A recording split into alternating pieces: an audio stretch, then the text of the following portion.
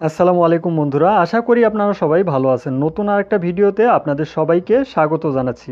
আপনারা বর্তমান সময়ে যারা সৌদি আরবে অনেক ধরনের প্রবাসী রয়েছেন, যারা অবৈধ জীবনযাপন পার করতেছেন, আপনারা দেশে আসার জন্য পরিকল্পনা করতেছেন।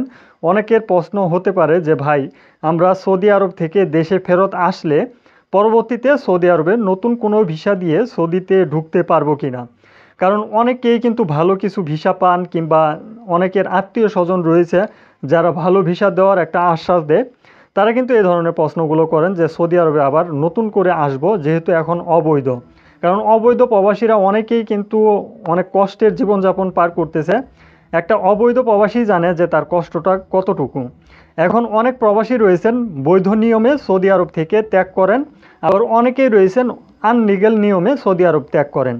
এখন আপনি যখন সৌদি আরবে আসছিলেন তখন কিন্তু বৈধ নিয়মেই টাকা পয়সা খরচ করে তারপরে সৌদি আরবে আসছেন।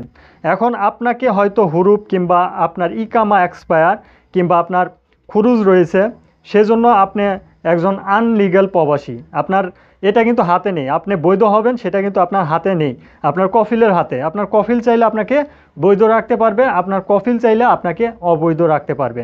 যেহেতু বর্তমান সময়ে আপনি অবৈধ হয়ে গেছেন, এখন আপনি পরিকল্পনা করতেছেন যে আপনি পুলিশের হাতে ধরা দিয়ে দেশে আসার পর নতুন ভিসায় সৌদি আরবে আসবেন।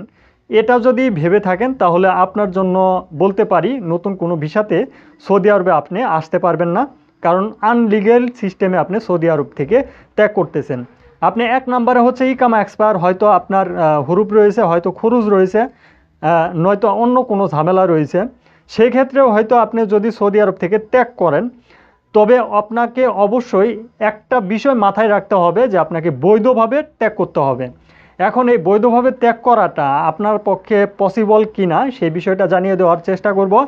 কারণ আপনি যেহেতু আনলিগ্যাল একজন প্রবাসী, আপনার ইকামা নেই, আপনার ইকামার মেয়াদ নেই, অথবা আপনার হুরুপ রয়েছে, আপনার টার্মিনেট রয়েছে, কিংবা আপনার খুরুজ রয়েছে, আপনি কিভাবে বৈধ নিয়মে সৌদি আরব থেকে ট্রান্সফার হবেন, মানে বাংলাদেশে ফেরত আসবেন, এটা কিন্তু আপনার প্রশ্ন থাকতে পারে। তো আপনার প্রশ্নের উপর ভিত্তি করে আমি একটা কথা আপনাদেরকে ক্লিয়ারলি বলতে চাই। সেই বিষয়টা হচ্ছে যে আপনি বাংলাদেশ দূতাবাস অথবা জেদ্দা কনসুলার টিম, অথবা আপনার যে কফিলের জাওজাত অফিস রয়েছে, তাদেরকে বিষয়গুলো যে খুলে বলতে পারেন যে আপনি ইকামাহীন কেন, কিংবা আপনার ইকামাতে হুরুপ রয়েছে কেন, আপনার টার্মিনেট রয়েছে কেন, এই বিষয়গুলো আপনি বিস্তারিত তাদেরকে বলতে পারেন। বলার পর তাদের মাধ্যমে আপনি একটা ফাইনাল এক্সিট নিতে পারেন। তারা যদি আপনাকে ফাইনাল এক্সিটটা দেয়, তাহলে আপনাকে নিজের বিমান টিকিটটা কিনতে হবে। যে বিমান টিকিটটা কিনবেন, সেই বিমান টিকিটে যত কেজি মালামাল বাংলাদেশে আনার জন্য প্রযোজ্য হবে, অত কেজি পর্যন্ত কিন্তু আপনি নিতে পারবেন। সেটা কিন্তু রাইট রয়েছে, মানে আপনি একজন বৈধ প্রবাসীর মতোই কিন্তু দেশে ফিরতে পারতেছেন। এটা হচ্ছে এক নাম্বার বিষয়।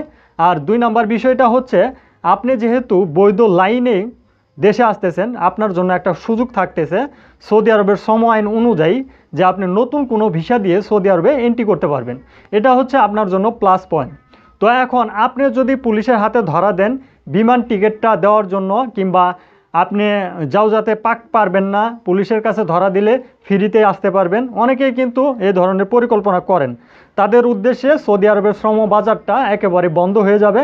কারণ আপনি অ্যাকচুয়াল আনলিগ্যাল প্রবাসী হয়ে গেছেন, তারপরও আবার দেশে ফেরত আসতেছেন আনলিগ্যালভাবে, মানে পুলিশ আটক করতেছে। পুলিশ আটক করলে কিন্তু আপনার কাছ থেকে ফিঙ্গার রেখে দিচ্ছে। ফিঙ্গার রেখে দেওয়া মানে হচ্ছে আপনি কিন্তু ব্ল্যাক লিস্টে পড়ে যাচ্ছেন। আর এই ব্ল্যাক লিস্ট হয়ে যাওয়ার কারণে কিন্তু আপনি আর দেশে থেকে আবার সৌদি আরবের নতুন ভিসা লাগিয়ে আসতে পারতেছেন না। এটা হুরুপ্রাপ্ত, খুরুজপ্রাপ্ত, অথবা আপনার আনলিগ্যাল যেই সকল প্রবাসীরা রয়েছেন তাদের জন্য এই নিয়মটা কিন্তু এখন বর্তমানে কার্যকর। আপনি বৈধ নিয়মে যদি দেশে ফিরতে পারেন, যেমন বাংলাদেশ দূতাবাস ধরেও যদি আপনি ফিরেন, তারপরেও কিন্তু নতুন ভিসাতে সৌদি আরবে এন্ট্রি করতে পারবেন। কিন্তু আপনি যদি হুরুপ রয়েছে, কিংবা ইকামা এক্সপায়ার, অথবা টার্মিনেট রয়েছে, সেই ক্ষেত্রে কিন্তু আপনাকে অবশ্যই একটা বিষয় মাথায় রাখতে হবে। আপনি যদি পুলিশের হাতে ধরা দেন, তারা যদি আপনার ফিঙ্গারটা রেখে দেয়, দিয়ে যদি তারা তাদের সিস্টেম মতো আপনাকে বাংলাদেশে পাঠিয়ে দেয়, সেক্ষেত্রে আপনি আর ভিসা পাবেন না। এটা আমি বারবার বলতেছি, ভিসা যদি লাগেও পাসপোর্টে, আপনি সৌদি আরবের ফ্লাইটে বসতে পারবেন না। এটা অ্যাকচুয়াল সত্য একটা নিউজ, এবং অবশ্যই অবশ্যই এই নিউজটা আপনাকে মেনে চলতে হবে। এটা শ্রম আইন অনুযায়ী কিন্তু তাদের নিয়মটা, সৌদি আরবের নিয়ম কারণ কীরকম এটা কিন্তু আপনারা সবাই জানেন। তো আশা করি এই বিষয়গুলো বুঝতে পারছেন। অনেক প্রবাসী রয়েছেন যারা উমরা এবং হজের জন্য সৌদি আরবে আসছিলেন, এখন পর্যন্ত কাজ করতেছেন। এখন আপনারা বলতে পারতেছেন যে আমি যদি দেশে যাই কি সিস্টেম ফলো করতে হবে। আপনাদের সিস্টেমটা হচ্ছে অ্যাকচুয়াল পুলিশের মাধ্যমে ধরা দিয়ে দেশে ফিরতে হবে। আপনাদের দ্বিতীয় কোনো সিস্টেম নেই, কারণ আপনারা অ্যাকচুয়াল কোনো প্রবাসী না, আপনারা হচ্ছেন ভিজিটর অথবা উমরা করতে আসছেন, হজ করতে আসছেন। সেক্ষেত্রে আপনাদের যে নিয়মকানুনটা সেটা কিন্তু পুলিশে পালন করবে, আপনারা কোনো শ্রম আইনের ভিতরে পড়বেন না। আশা করি এই বিষয়গুলো আপনারা বুঝতে পারছেন। এই বিষয়গুলো যাদের জানা ছিল না তাদেরকে জানিয়ে দেওয়ার চেষ্টা করলাম। আজকের ভিডিওটি এ পর্যন্তই। ভিডিওটি ভালো লাগলে লাইক কমেন্ট শেয়ার করবেন, কারো প্রশ্ন থাকলে কমেন্টে জানাতে পারেন। আজকের ভিডিওটি এ পর্যন্তই। ধন্যবাদ সবাইকে। সালামু আলাইকুম।